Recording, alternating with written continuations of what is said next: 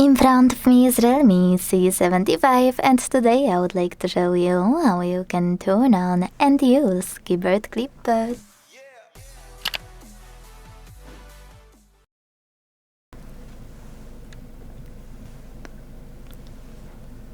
First of all, you need to launch your keyboard and tap on Clipboard at the top of it. Sorry, misclick. Then use this button at the top right corner and go back thanks to this arrow at the top left one.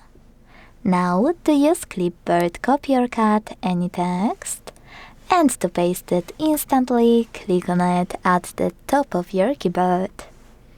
To paste it later on, select Clipboard and tap on your text here.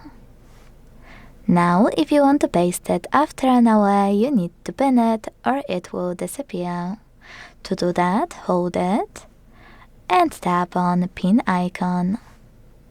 You can unpin it the same way. By holding it, you can also edit it.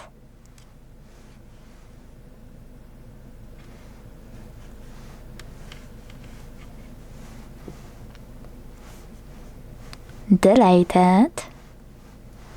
And if you want to, paste it. By tapping on this pen at the top right corner though, you can pick multiple things from Clipboard and manage them by tapping on bin button or pin icon.